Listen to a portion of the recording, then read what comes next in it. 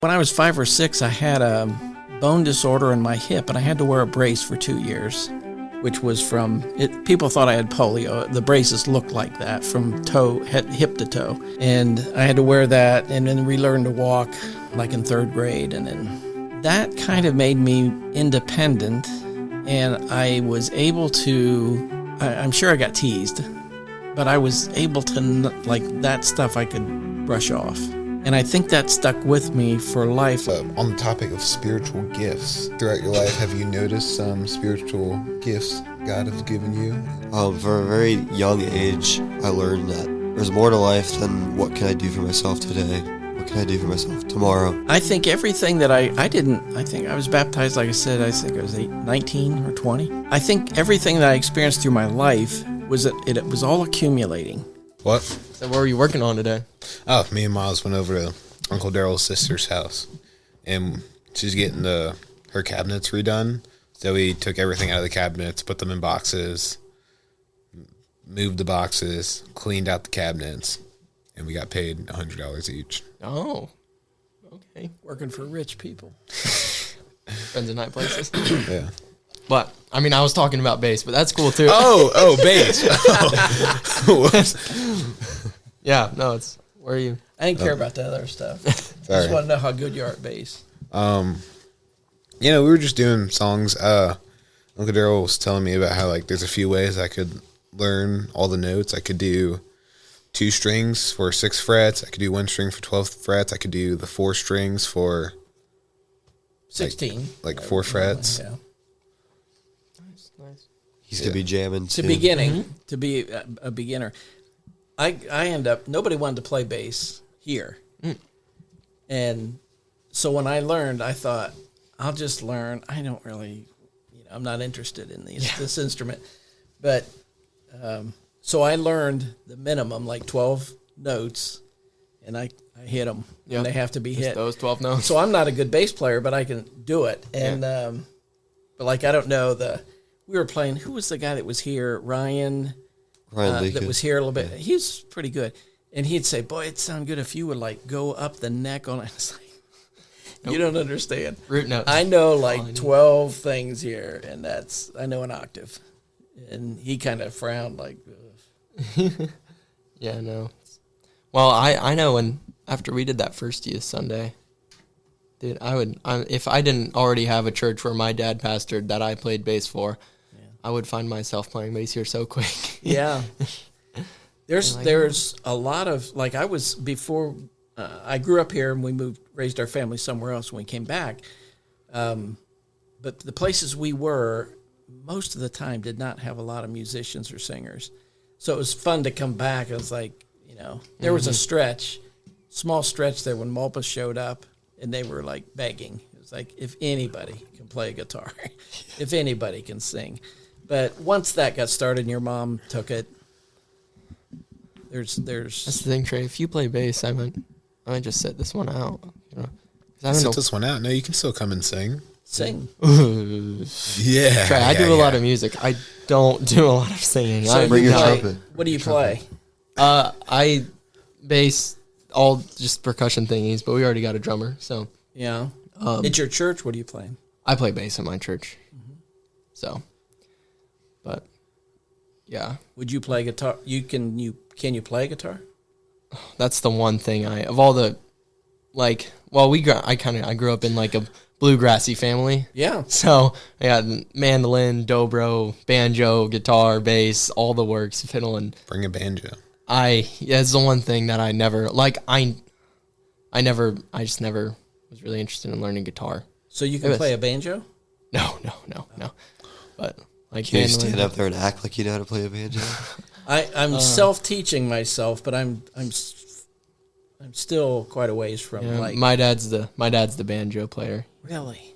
Yeah, but no guitars. Like GCD, but it's just and anything that I've picked up from watching my brother play and my dad play over the years is about it. So I don't really play guitar, but unless I don't think trumpet or a French horn would really work in worship band, would it? I played the saxophone back in 2020. Are you serious? Yeah. If you get enough of them. Very much work, yeah. But yeah, so We had a girl that played cello at one of the churches we were at, and that was pretty. Yeah. That was a really mm-hmm. that blended in with everything. I told Hudson he needs to start learning the electric guitar side of things, because when we end up getting there, for some reason I've been watching a lot of like worship electric guitar videos, and I don't play guitar. It's like I'm not interested. Just the videos are fun to watch. Videos are fun to watch. Alrighty. Getting locked in. Alrighty. Who we got here today? Trey. We got Trey Copeland here. Oh yeah, are we gonna do a little? Wow, Sharp. Who's this kid? Oh, are we going? Yeah, we've been going. Oh, it's been running. Yeah, it's we're been about running. 5 minutes in. Can you like cut all of this out? No. That's sad. Oh, That's the start. because I was just about to start talking about like what are you doing in the episode. Like I didn't know if we were doing like a little like faith journey for this guest here. Oh, like, we're rolling already. Oh, okay. I'm Caden Detmer. We're back. Returning from season 1. Returning. Missed a few episodes, but it's Don't have whatever. Tristan today because He's sick. he's sick. Anyways, who we got here today with us? Am I introducing myself? Yeah. Darryl Jones. Yes. Jones. This is my uncle. Uncle Darryl. He married my grandma's sister. So Okay. he's my Uncle Darryl. Trey, what side of the family is that on? That's on my mom's. My mom's mom. And you go to church here Yeah. at New Life? Okay, Yep. I figured. We grew up, my wife Angela and I grew up here, and then we raised our family in other parts of Ohio, and then when I retired, we moved back here. That's been about 13 years. Yeah. Probably move my hat up so it's not blocking my face or anything. Yeah, we want to It's- see that face. Well, that's good. So, Darryl, why don't you, I don't know, maybe just give us a little bit of a background or a story on, if you have what you have, on how you kind of found yourself in the faith, or how you found yourself in the church or here at New Life specifically, or stuff like that. Your testimony. My testimony, the earliest memory, I'm the youngest of 6 kids. And so when I was still pretty young, probably 5 or 6, I was in my brother's wedding, and it was at the Hardware, which was this church at the Hardware down in Belleville. So we attended here while we were living here, while I was growing up. And then we were married, and we lived in New Concord. We lived in Sugar Creek. We lived in Jeromesville for a brief time, but for the majority of my life, I was at New Concord, down by between Zanesville and Cambridge. And so here, I attended. My mom was primarily. My dad came to his faith later in his life, and like when I was born, he was 42. So when I was in high school, he was 60 But in his later life, he studied hard. He's a very smart person, smart guy, and he studied hard, and I saw that. But it was probably I was 18 or 19 when I decided, like, I've got to take this more serious, And so I'm always impressed with, like, our youth group where you guys are considering things at 10, 11, and 12, and 13, and then doing things like this as teenagers. Where I was, it was just all sports and not really considering anything too much in depth as far as my faith. But Ange and I were dating, and we were trying to think our way through it. It was like, we were talking about getting married, and it was like, if we're going to get married, we have to do better. Like, we have to think about this, And so that's how that started. And I've had a lot of nice, good, solid relationships with people as we moved. When we moved, we found really good Christian mentors and friends that were our age that were were good for us. And that happened really all the way through. And so, here we are, 66, and I'm here talking to young people who are, so far ahead of where, I ever was. So currently, aren't you a elder of this church? I'm an elder here. There's when I was in New Concord, when we first moved there, that church was a church plant, and there were only I think the first time we went, it was fairly new, a few months. There was 98 people there, and we just jumped in right away. Like, we didn't investigate and find out like who's here and who do we know or who would we like to be around. I think we just became members like the first time we visited without really thinking any deeper. It was like, we're going to put our energies and our faith to work here. And it grew. And when we left 20 years later, there was 260 people there, and we had added on. And it was really a good experience. Somewhere, I don't know, I think that church, because it was a plant, did not have a lot of older folks in it. And so I became an elder there when I was like 36, which is a little early, and my kids were little.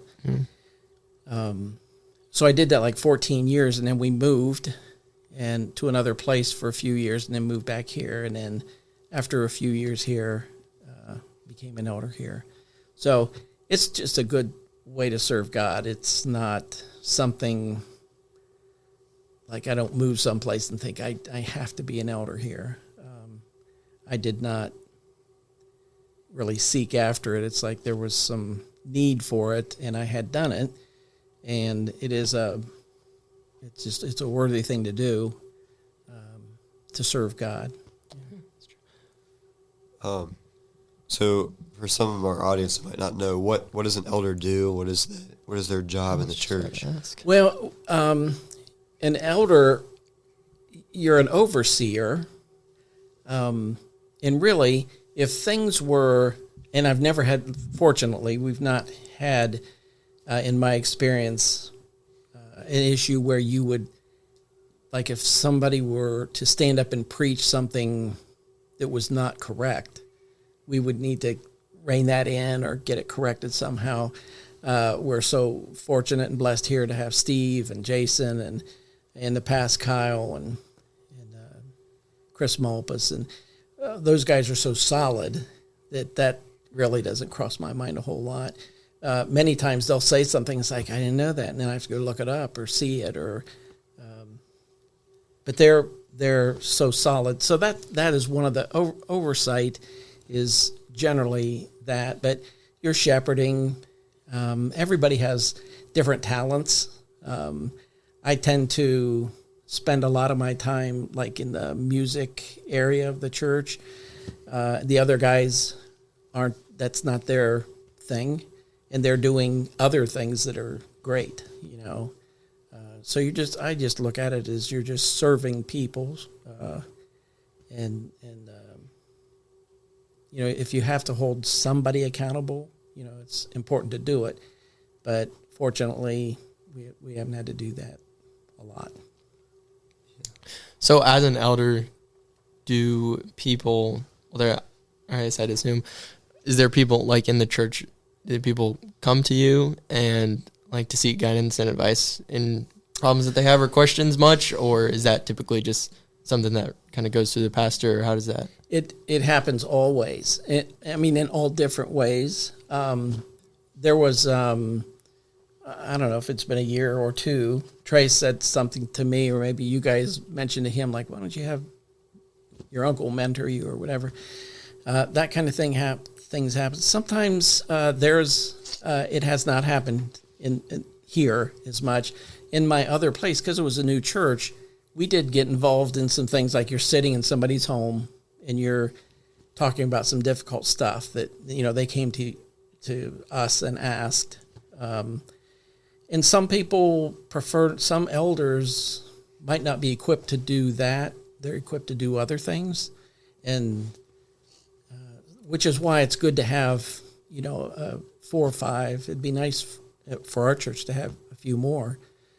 Because it just spreads out like things that they're good at and things they can serve God, serve a church with. But yeah, sometimes it happens that way. We are here at this church more than any place I've ever been.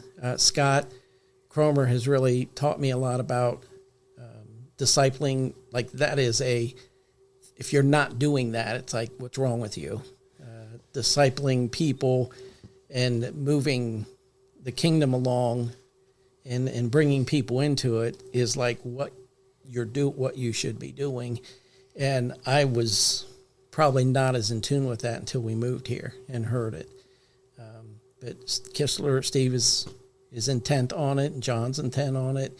And so if somebody wants that, there's a young married couple I've met with now he was single when we started meeting about 5 years ago. He's married now. And so we meet with them once a week, and we have our own D group in our home. So those are just ways to engage and be in people's lives. Very nice. Very nice. Has there been any moments in as an elder where you've really seen God work in a situation you've had to deal with? Yeah, I think to see God move, sometimes like being in the music, sometimes there's even times like on a Tuesday night practice where we're singing and practicing and they're tearing up as they're singing. And so that kind of stuff is organic. You can't plan it. It just happens. But an example is like with Karen, Ryan, and Ezra, and how people have really paid attention and prayed hard. And I trying to make sure that Steve and Steve's side of the family and the Sharp side of the family, and just because it affects grandpas and aunts and uncles and cousins, and so to see a church work like that and pay attention to it, pray for it, pray toward it, and put time into it. Those you see that really fairly often.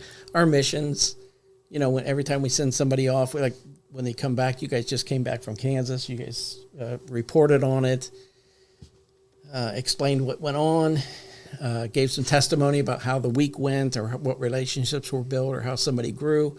So, yeah, I think it's really often that you see it. Yeah. Mm-hmm. Did you guys talk about the Kansas trip on your last episode? Yeah, a couple episodes ago. We mentioned a little bit about it. Okay. Yeah, if you haven't watched that, go watch it. I was going to say, I haven't been up to date on these. I've missed the first few. But we've asked a couple people about this so far, but on the topic of spiritual gifts, do you, throughout your life, have you noticed some spiritual gifts God has given you? And if you have, how many have you used them? Well, yes, and it's funny when people ask that, people usually shy away from answering that kind of thing because it feels like you're bragging. But really, it's whatever you're good at, that's the gift. Those are the gifts. So it turned out that, I was in administration in school, and so administration was it felt more natural to me than a lot of other things in my life. And so I've had opportunities to just use that or be in place, eldership being a tiny piece of that. The other thing is through my life, I played music some, but it's become more of a part of my life now. And if I can help, I don't really want to lead it. It's almost like I feel like I want to just be an encourager toward that. Anybody that wants to do it. And so I look at that we offer free guitar lessons during Sunday school. Anybody that wants to try it. So I look at that as just administrative, encourager, hopefully. And I think that's something that comes easy to me, which that's how I assume the Holy Spirit it works through me. Those are things that occur to me. When nobody asks us to have guitar classes, it's I'd like to do that. And if somebody gets closer to the Lord, or it's not to get good at guitar so you can play in a band, it's to learn how to play guitar so you can play worship songs in your house and worship, not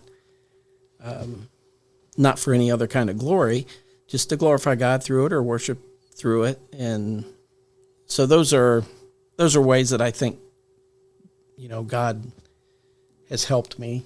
Or Interesting. I had to kind of, on that note of learning, like, as you say, like learning guitar to worship in your own house. And I had to, I don't want to say learn a hard lesson, but I guess my dad kind of reminded me of a lesson in like something that he's kind of learned over the years, and he's seen in his own life now, so he can use that as like an example for me. But the other day, as I was getting like, I've been playing for a while now and getting a little more ambitious and wanting to get out a little more. And when I was talking to him about getting like the contact information to contact the person who does the worship, the worship in our district assembly, because that's coming up this next week. And this was a few weeks ago that I talked to him about this, and kind of just pitched the idea. And but he is the worship leader at one of the Nazarene Church in Worcester.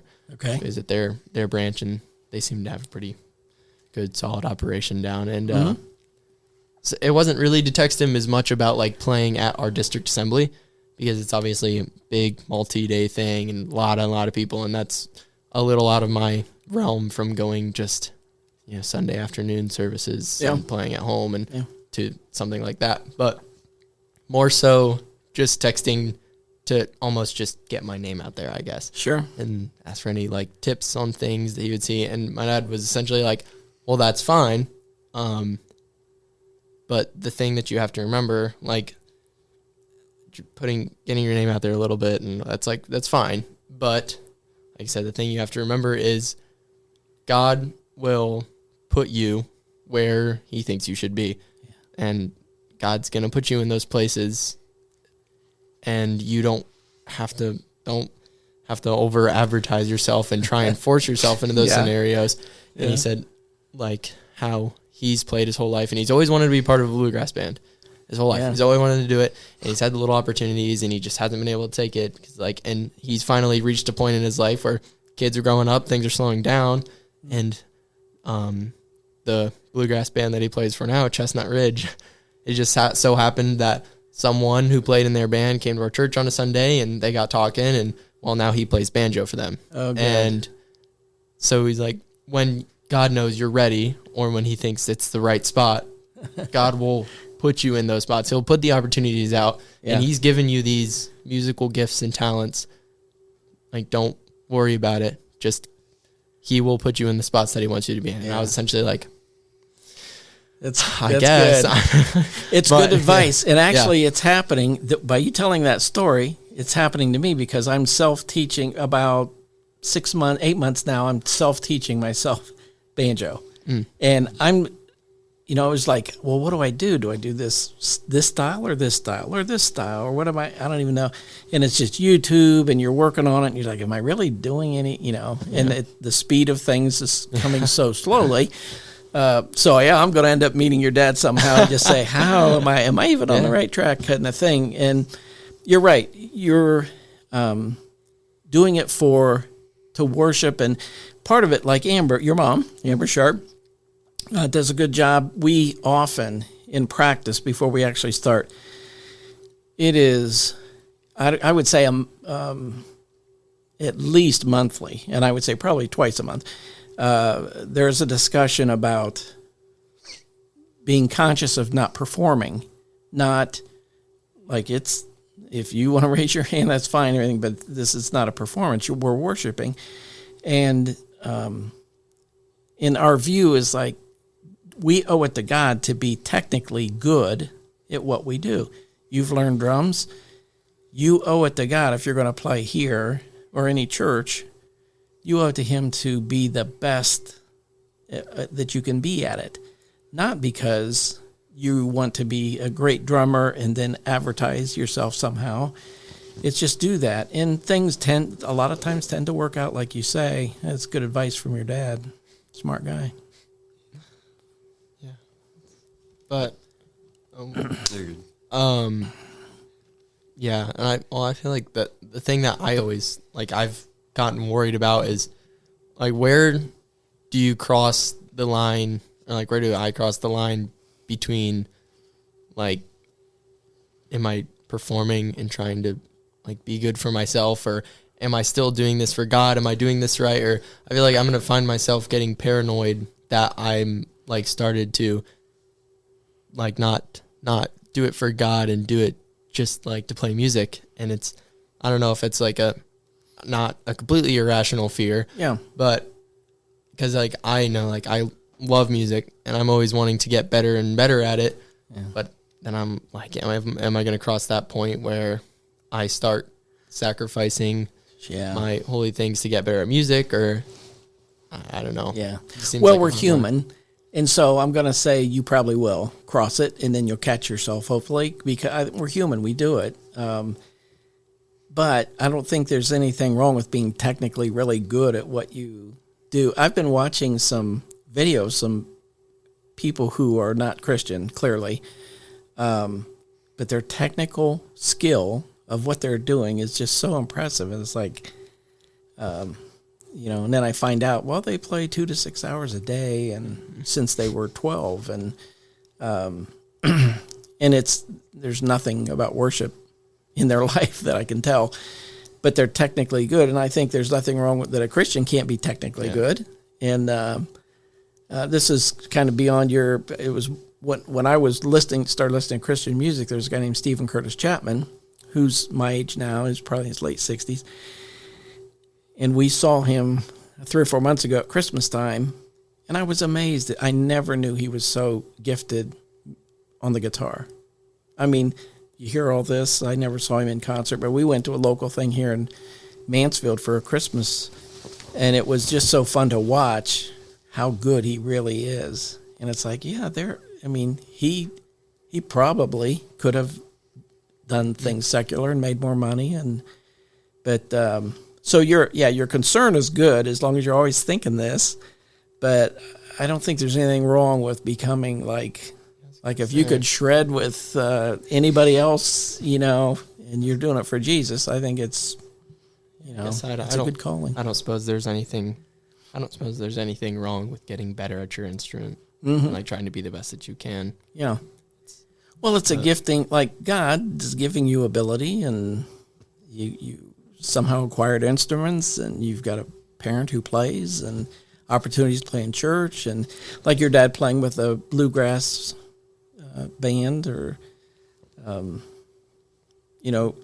he'll come in contact with other non-Christians and be the light maybe in their life that was not going to happen any other way. So it can be done. I mean, you're smart to think it through, to be careful. But and we're human. We always get off track, but God lets us back.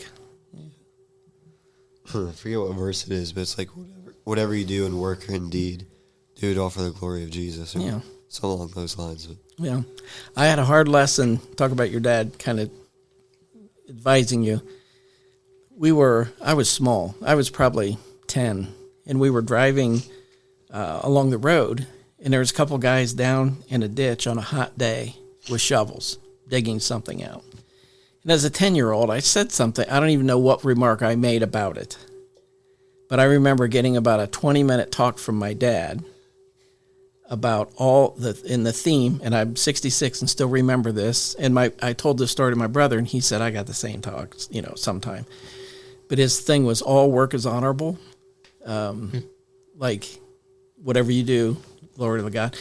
And so that stuck with me. Like, there is God gives us these abilities, and you just use them, in ways that glorify Him. And we make mistakes with it all the time. But to be drawn back, we started watching The Chosen. We didn't watch the season 4 and 5 of The Chosen, or 3, 4, and 5. We saw the first 2. We started the first one, watching it all the way through now. And it's reminding me of things like that. Like it'll portray the disciples arguing about stuff, or about who they're going to sit by, or who's more important, or whatever. And I thought, that is just so. I mean, that's just all these human things that we do, and say and think, and then, if we're smart or if we've got good people around us, we get drawn, reel it back in a little bit.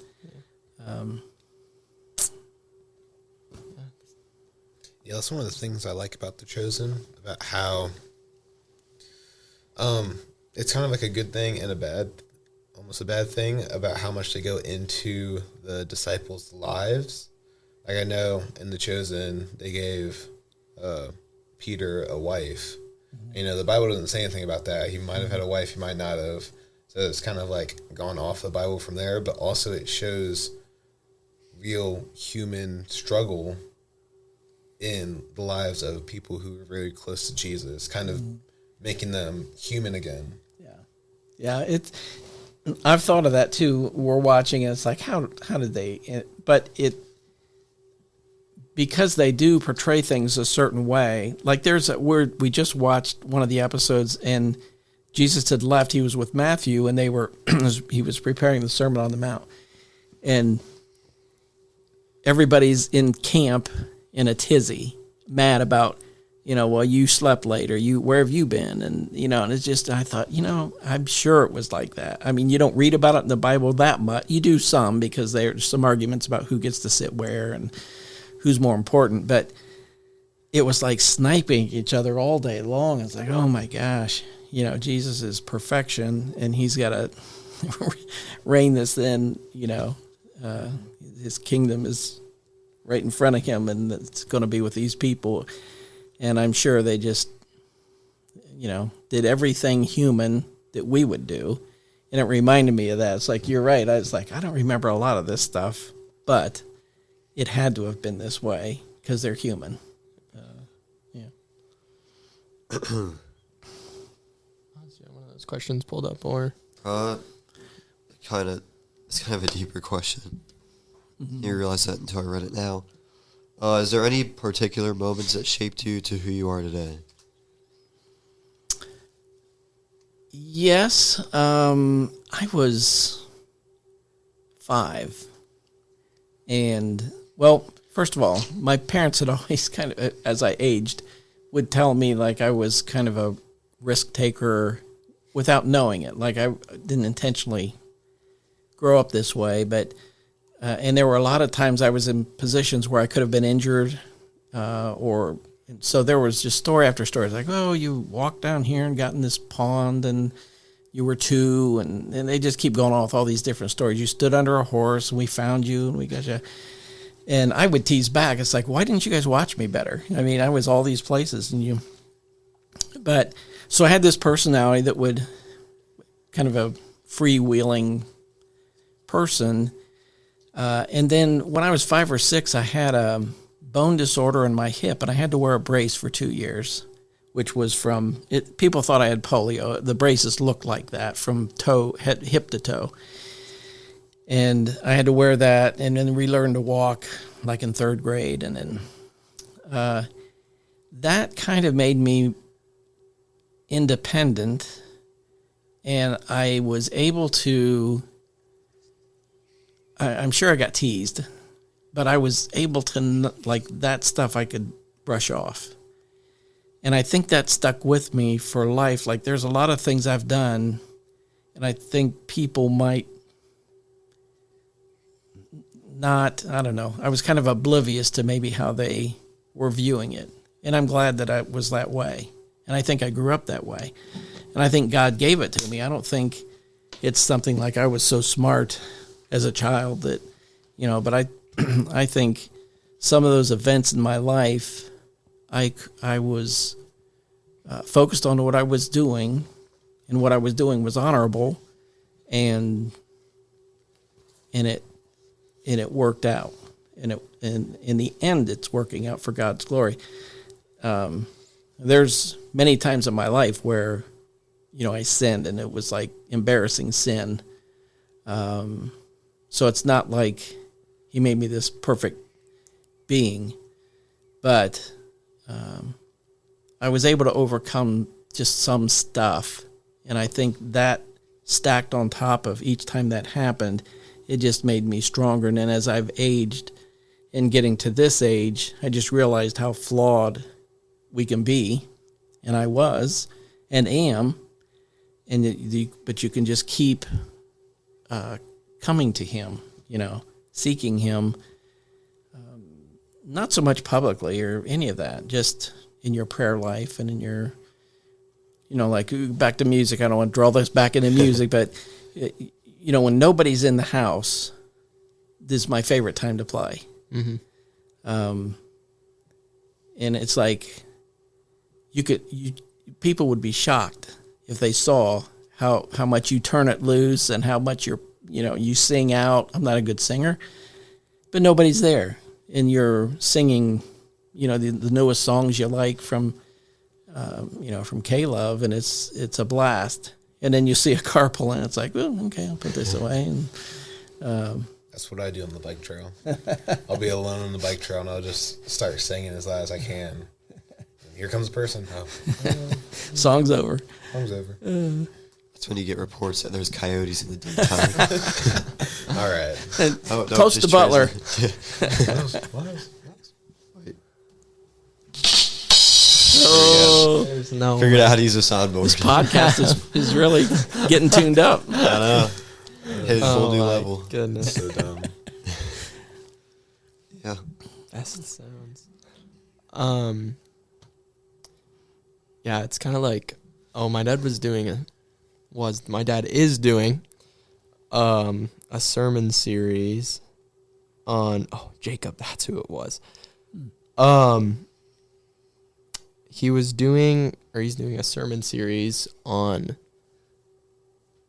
Jacob, and it was like Jacob wrestling with, I think it was God, or essentially when he was wrestling all night, and he was given, like at the end of it, he was like his hip was messed up because he had like the dislocated hip, and it was like the permanent scar, or essentially what it led to is, we're talking essentially about that first week was the permanent scar that God has given you that constantly reminds you of like just God, essentially, or God's glory, or just to keep you on track, I guess. And so as you were talking about that with your hip and everything, it kind of like piqued my question if you had any of those scars that you've had, just, I guess, that was given by God, that at the time was like, I don't want this to scar, but it's keeping you on the tracks.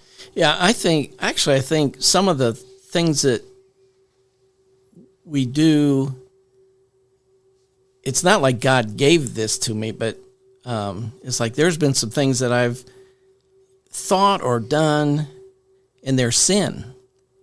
And you come to either by the help of somebody else or by your own realization, or you hear a sermon, or it's in a song. I listen to so much music. Things come to my mind from songs. It's probably, I shouldn't even admit this, as much as verses, because a lot of it's written from verses, but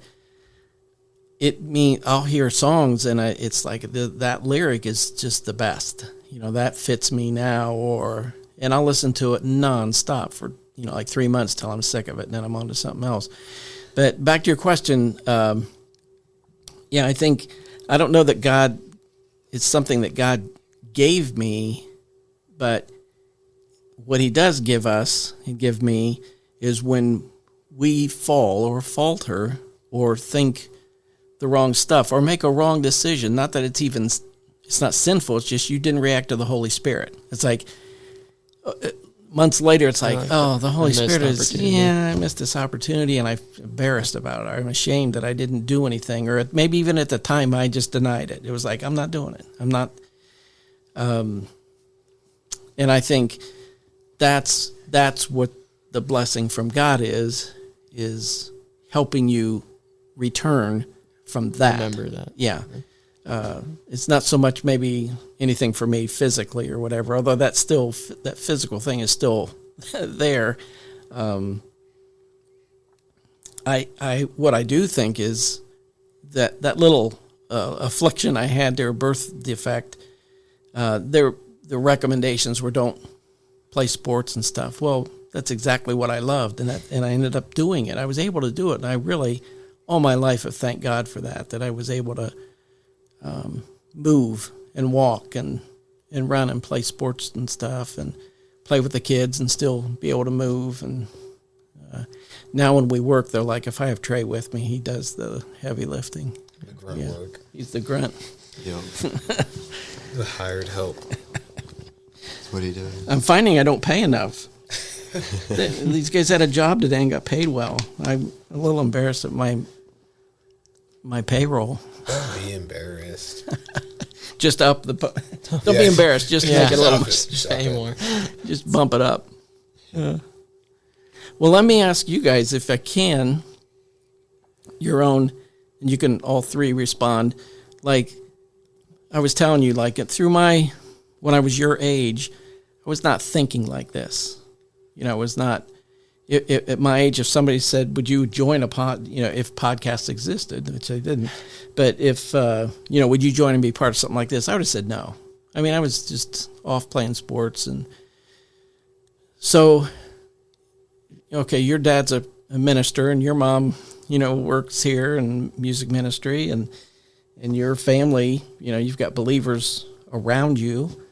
What is it that, why are you wired this way? Why are you doing not necessarily this podcast, but like, what are your thought process? Like you're playing a sport. You're playing a sport. Are you in sports at all? Or okay, so you're in school and your activities. What is driving you to do this kind of stuff and have a D group and a big active youth group? What's doing that? Well, I think like deep down we're all truly hardwired for this. We may not all realize it, but we're all hardwired to want to be with our Creator. Mm-hmm. And for me, it's partly that, but also because I'm doing this stuff with my friends. Yeah. Like I have other people at school, I'm acquaintance with, I know them, but the people who like come to D group and the people I do this podcast with, they are my like best friends. Good. So I find it fun and enjoyable. And at the same time, I don't know how God is going to use this podcast, but I want to see how he does it. Yeah. How he'll use it. Yeah.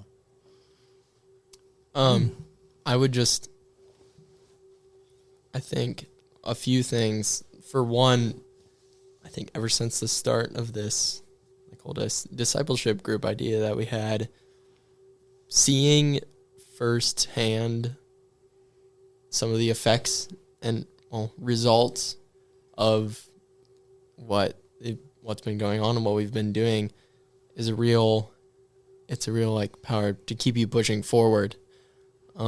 Seeing how people's lives have changed and what scenarios have happened as a result of this group is it just makes your soul happy. Mm-hmm. It's an uplifting thing to see. And sitting around, like I said last week, or when we were at Miles' house, just sitting around campfire in the middle of Belleville and just the middle of a town with however many, 14, 15, how many kids were there that night? Do you remember? Or? When we're singing songs? Yeah. There's a decent amount. Yeah, just there, having like 14 kids and just sitting around a fire, just a group of high schoolers, just worshiping the Lord. And it's a very above everything else, above whatever else. It's, if nothing else, that's what I was going for, not above everything else. If nothing else, it's a very uplifting thing to see, and that there's just these groups of high schoolers. And I know personally, I love to be able to say that I have a group of these friends that I've gotten dropped into that can do this, and we don't have to sit around a campfire and drink beer and carry on and party hardy and stuff, and we can have fun and enjoy time and praise God while we're doing all of it. And I'd say just being able to do this all and spread the word of God just makes me so happy. It's a fulfilling thing to be able to spread the word. And I would think having the opportunity to do so and not taking it when it's just right in front of you would just leave me so. It would just make me feel empty. I feel almost. Yeah. It's just a very, very, very good opportunity that we have. That I have friends that are able to push me even when I'm kind of half willing to do it because I've got busy things to do and I have other things. I have friends that are willing to push me to capitalize on the opportunity that we have to really spread the word. So yeah, it's just very fun. Yeah, I guess for me, for a very young age, I learned that there's more to life than what can I do for myself today? What can I do for myself tomorrow? And I've had a very, very, very good example from my parents and from my family, just living that out daily. I don't know where I would be if I didn't have that, honestly. Yeah. But they really showed me that Jesus is willing to walk with you every day, no matter what you're going through. I mean, especially the situation with my siblings and things like that, seeing the sacrifices my parents make to make them happy, to do the things they want to do, is just, there's more to life than what I want. And in my faith especially, I can't just do this for myself. I can't just, obviously having a personal relationship with God is important, but there's other people here too. So he's really shown me to not just keep this great gift to myself, but bring it to as many people as I can. Yeah. Because one of my worst fears is to be, whoops, what I bumped there. When Jesus calls us home and then there's his friend who's like, why didn't you tell me about Jesus? Yeah. Why didn't you tell me about this great thing that you've known about for so long? And there's this point where, I forget, it was a couple years ago, 2-3 years ago, where Steve sat me down. It's one of our first times we met. He's like, when are you going to make your faith your own? You can't just keep it relying on your parents' faith. Yeah. And that moment really made me think about a lot of things. Yeah. About what can I do? Yeah. The church, what can I do to progress his kingdom in the world? When you make it less about yourself, God can use you in great ways. Well, that's why I say you guys are so far ahead of it, because a lot of times that happens when you are finished with high school and you're on you go wherever you go. And like my children, one went to Ohio State, one went to Cedarville, one went to a local college. And that's when their challenge is like, their faith. They have to decide like what, because Cedarville's a Baptist background. And so my oldest daughter is asking questions about, well, they say this and we grew up hearing this. And so you just have to work it out in your head, like what you're going to, and ironically, she married a minister. And so it is, what you're experiencing now. I think when you're older and away from your homes, this is going to be so beneficial to you that you're, whether you, I'm not saying you won't go off track a little bit. I think you'll come back way easier because you're the way you are now. And then when I say off track, like not like a crazy off track, but, when my children were small, I was pretty consumed about taking care of them, like money-wise. I have to have money for this, to do this. And I was teaching, and it's not, it's good, but it's not like you're banking. And I probably thought about it more than I should have, or not fretted over as much as I could, Now I feel less like that. Maybe it's a tendency I will always have, but it's more, I have more faith in God and more that he's going to work things out and stuff. But yeah, you guys are you're on such a good path. And when you're out on your own, you'll be faced with it. You're either going to start a similar thing like this or another group, or, if you choose to go to school, you're going to meet a whole new group of people, and you have to find, there's great people everywhere. I've moved a lot of places, and we have always found, now there's jerks everywhere, but you can find great Christians, and we have, and there's people we met, 30 years ago that, are, it's not like we're not physically close to them, but they're like our best, deepest friends, and we're not physically close to them, and we rarely get to see them, and they're everywhere. I mean, we've got them everywhere. So that's going to happen to you, but all of you. Encouraging here. I think I can speak for all of us when I say we really deeply appreciate that. You saying that. Yeah. I guess it means a lot. Well, I don't want the world's longest podcast here and keep talking, but you can shut it off. But I'm glad to stay all day, or even if you shut it off and we keep talking, I'm fine with that. But I don't know how you graciously tell a guest, like, okay, we've heard enough of you. No, we got a little. We got time yet, I think. 20 minutes ago, he was saying we should have cut this thing. But I'll throw it back to you. I kind of dominated there a second. I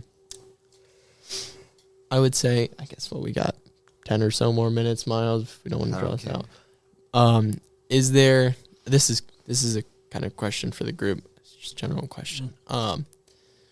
Would you say, is there any of those points in your life, or what was that, if you remember? Because I know some people have like a very, very specific, like, okay, this is what I'm doing. Like, I'm giving my life to the Lord. And some people, it's just kind of like, well, I kind of just gradually got more and more over the years. But whereas, like, do you have a point in your life where you were like, okay, I'm accepting the Lord as my Savior, like right here, or age or time, or some camp you went to, or some service that you sat in and was like, okay, this is it? Or I guess if you just tell us about that. I think everything that I think I was baptized, like I said, I think I was 19 or 20.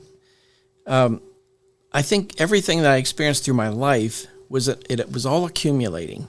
I mean, all your parents probably have a story where, like, they've told you something 20 times, and you come home from school or whatever, and you say, hey, this teacher, this coach said this, and your mom or dad's like, we have said that to you since you've been 10, and you're just now catching this. So I look at that as like my life. I'm just, all these people are pouring into you, whether you can figure it out or not, and it's gets to this point. But my baptism experience was just what you said. Ange and I were dating. She grew up Lutheran, and I grew up here, and we'd been dating for a couple of years. We started talking about getting married, and we thought, well, I don't want to go to either church. We're going to go to, so we ended up going down to Palmyra, where there's no family from either side. And it's like, we got to figure this path out for ourselves. So there we are. And ironically, he attends here, and he's one of our senior guys at church, Steve Liming. So he's preaching there. I'd never met him. And I don't know if we'd been there a couple times or not, but it was the old church. It's not the new one that's there now, but it was the old one. And he gets to the end of his sermon, and I just stepped out in the aisle and walked up. Ange was like, I mean, I didn't even look at her. I didn't say, I'm going. I didn't say anything. I just walked away from her and walked up the aisle, and I don't even know what I said. I don't remember what was said. And he baptized me, and I remember there being those little water spiders that were sprinting across the water, and I remember the water being cold, and I remember church is over, and we're driving home, and she's like, what? I mean, so it's not like we talked about it. It's not like I said, it hit me. Yeah. Like a lifetime of people explaining things to me, and then deciding, like, drawing a line, like, that's it. That's it. Amazing. And that was mine. And, Ange grew up Lutheran, and so she was sprinkled as a baby, and or went through catechism and different ways of their faith, however it brings them along. And then she ended up doing that in Zanesville, a little bit of a similar thing. I mean, I don't remember us having a big, long talk. It's like, hey, there she goes. And went up and was baptized. It's funny how it happens when we see people, like, no matter what age, you just decide, like, it's there. Now, I'm impressed with young people who are like, I've been meeting with this guy for 3 months and he's really working it through. But I also get a chuckle when I see somebody like, they just come up and it's like, I don't know what I'm doing. I'm drawing a line. Here I go. Did you do that? Is that what you did? Yeah. Yep. Nice. Miles, Trey, do you guys have? Yeah. I haven't. I mean, obviously, I've heard Trey's. Nobody, at least they haven't. But Miles, I also haven't heard yours either. If they So watched after, the videos. Oh. well, I guess recap us, Trey, if you have that moment. Of mine. You pretty much if just you walked if you up want there. to, you don't They have had to. turned to you like, Trey, you want to get baptized? Yeah. Okay. Didn't know what I was getting into, but I found out. Yeah. What did you? I guess did you have like a? I mean, I would assume so, but did you have like a feeling, even though you didn't really know, like in your head, you didn't know like where this was taking you, where it was leading by you. But I'm assuming you had like a feeling in your soul that you were like, okay, this is. I mean, yeah. I mean, Miles asked me, well, we don't have to do it now. We can do it next week. We can do it some other time. Like, we can give it some time. And I was just like, no, I'll just do it right now. Like, I don't know. Like, where do I go? I just, Up there. I did not expect to get baptized in front of everyone. I thought it was going to be like something like private, but no. Yeah. Nope. That's when Miles almost bashed your head on the. Almost drowned me. Yep. Got to make sure the sin was completely out of you. Oh, Yeah. Well, Miles, do you remember that moment that you were I- kind of like, oh yeah, Jesus is my savior? And I mean, it doesn't necessarily. I guess like I know with like my dad's told me, and I know with me, it wasn't necessarily when I got baptized, but it was kind of like the moment that I was like, okay. I was like 8 or 9 when I came downstairs. It was the day before Easter. Parents were doing dishes. I was supposed to be in bed. And I'm like, hey, Mom, I want to be baptized tomorrow. And like, really? So our service was in the gym at the time. It was when Kyle was still there. And I think he gave the message. And they're like, all right, if anybody wants to be baptized, come up. I didn't come up. For some reason, I was sitting there in the chair just bawling my eyes out. Mm-hmm. I don't know why. Everybody would ask me, why are you crying? I still don't know why to this day. But I remember Kyle came over to me. He's like, hey, do you want to meet like Friday or something? We could talk about it a little more.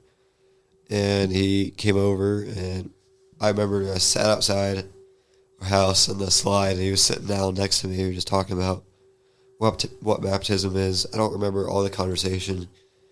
I remember him being like, well, you got all the questions, right? He's like, so it's up to you now. I think another couple years went by.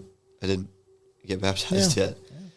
Yeah. And I believe it was after 6th grade years when the COVID thing happened. My Aunt Becca was going to get baptized because my Uncle Eli has been talking to her for a while about doing it. And she decided she's going to get baptized on August 22nd at the Kistler's pool. My mom got that text from somebody. She turned to me. She's like, hey, your Aunt Becca's getting baptized. Do you want to? My response was, sure. Mm-hmm. And they're like, she's like, wait, actually? I'm like, yeah, sure. And ended up, it was on the same day with her. I remember walking out to the van to go drive the Kistlers. I stubbed my toe in the doorway, started hopping on the other foot, and then I stubbed my other toe on the doorpost.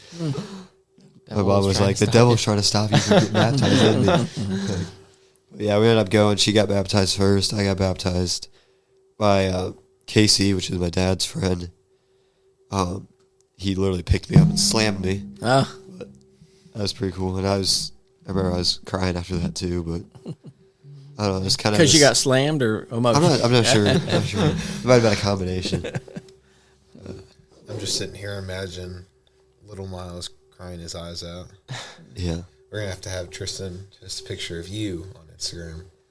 He did that. It's like we made Tristan the social media manager. Originally it was Miles, but Miles. I did a terrible job. Got fired? Yeah. So now it's fired. Tristan. And like past couple of days we've been like taking pictures here and like doing kind of stupid, funny videos all related to this and like posting them. All for the kids, you know. Yeah. All for the younger kids. Yeah. And then today, Iona, we're having D group this week at her house. And, she sent the text in our D group chat, and Tristan posts on Instagram on the story a picture of me. This was a while ago. We did a little story on the stage.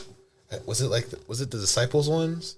Yeah. I think it was the disciples when Jesus came back, and they're all talking with each other and all that.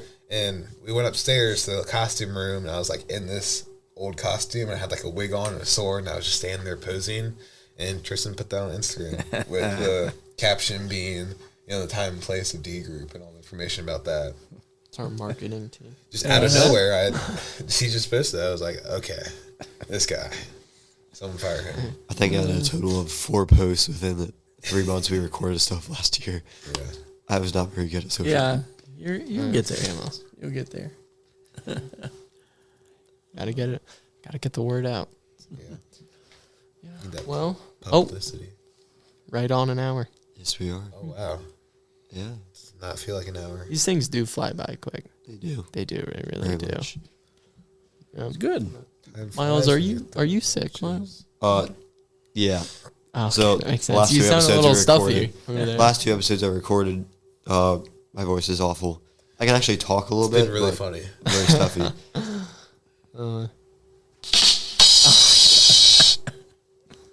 I like the soundboard now. Well, we're gonna fire you from the soundboard Oh. manager too. Yeah, you're gonna get None of us damaged. even know how to run that thing. We're gonna fire you. I do.